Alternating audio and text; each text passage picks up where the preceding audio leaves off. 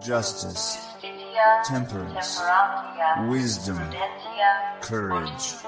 Applying ancient philosophy to modern times, this is the Sunday Stoic.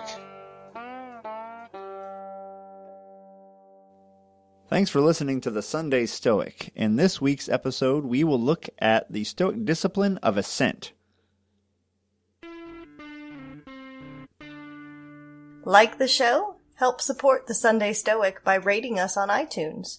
Volunteer to read, suggest content, or send comments to sundaystoic@gmail.com. Thanks, and carpe diem. The Discourses of Epictetus, Chapter 3. The material for the wise and good man is his own ruling faculty, and the body is the material for the physician. The land is the matter for the farmer. The business of the wise and good man is to use appearances conformably to nature.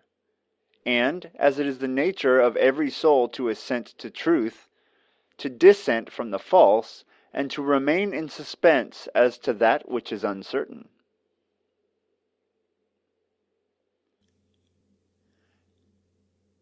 After the desire and the aversion comes the second topic, of the movements towards action and withdrawal from it, that you may be obedient to reason, that you do nothing out of season or place, or contrary to any property of the kind. The third topic concerns assent, which is related to things which are pervasive and attractive.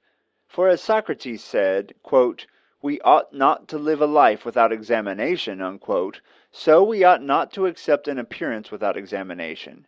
But we should say, "Wait, let me see what you are and whence you come. Like the watch at night, show me your pass." The Enchiridion, Chapter 1. Work therefore to be able to say to every harsh appearance, "You are but an appearance, and not absolutely the thing you appear to be," and then examine it by those rules which you have, and first and chiefly by this, whether it concerns the things which are in your control, or of those which are not. And if it concerns anything not in your control, be prepared to say that it is nothing to you. If we employ the virtue of wisdom through the discipline of assent, we won't make rash judgments and therefore will act appropriately. Our actions will reflect wisdom. Practicing this particular discipline will require a lot of metacognition, thinking about how you're thinking, watching yourself mindfully. So to put it into a modern context, let's say you get an email, or no, even better, a Facebook post, and it's about a political candidate, and you really want to share it with your friends. You read it, and you go, "Oh man, look what this idiot did," or whatever, you want to share it. You really have to be careful, especially when it's things you automatically want to agree with, right? So you get it, and your impression is that it's an article about what somebody said. If you assent to it, it means, you believe it. And you then make an action, you share it with others. But we want to be very careful about this. So, first of all, before you assent to what you received, you should take the time to apply wisdom. Is this article from a reliable source? Who wrote it? Is it too good to be true? Then you might research it a bit and find out that the post contains false information, and therefore you will not assent to your initial impression, and your actions will be altered. Instead of sharing it, you'll write to your friend and say, "Hey, this is BS, this is not a real article, don't share it with other people." That's sort of a modern analogy. Of course, Epictetus talks about hearing a noise in the night and then wondering if it's a burglar, right? Well, chances are it's not, so before you just panic, don't assent to that initial impression. Instead, think about it reasonably, and you can figure out what it actually is. So this is a hard discipline. I think it's even hard to fully understand, and I won't claim to be an expert here, but we must always be mindful of how we're interpreting the things that happen.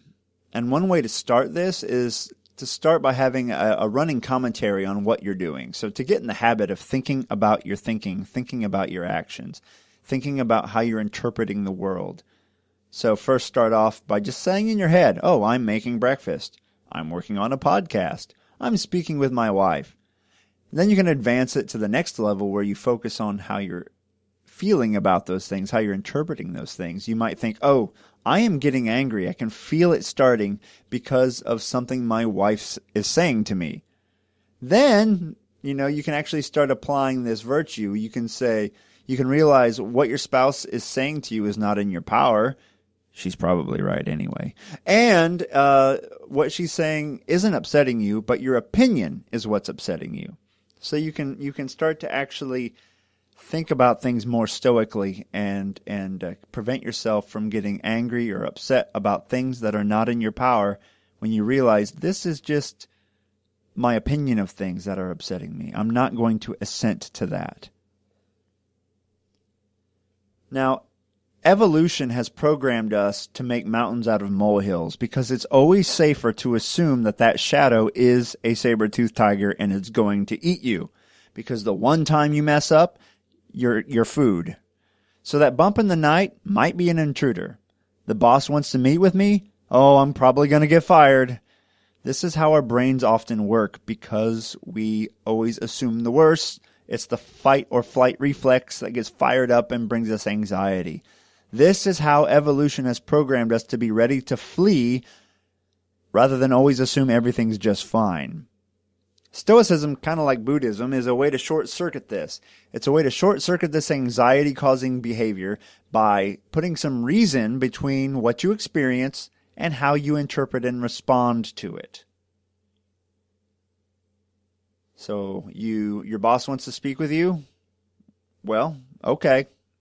Maybe they want to fire me. Maybe they want to give me a raise. I have no idea. I am not going to assent to some crazy idea that I can't control and that I have no evidence for.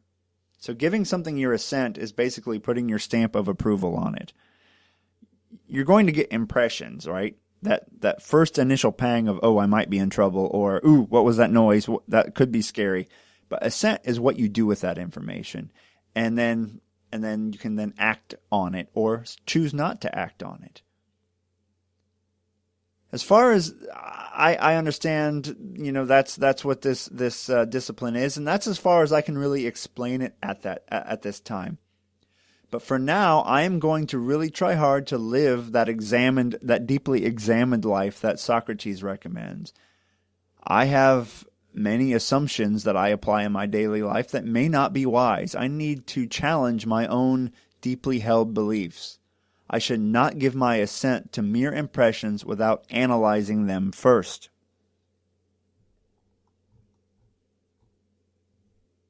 So always have that buffer between your impressions of things, that first initial response your brain tells you when you hear a noise or talk to someone or see something on TV, and how you feel about it and how you respond to it. Try to work in a little bit of Stoic reasoning between that stimulus and response. Don't give your assent to everything. Be a critical person and use Stoic logic. Use logic. Curb your desires. Make sure your actions are for the good of all. And don't assent to nonsense. All right? Pay attention to those things that are in your power. Have a great week. Carpe diem. And Merry Christmas. Vesele Vanoce.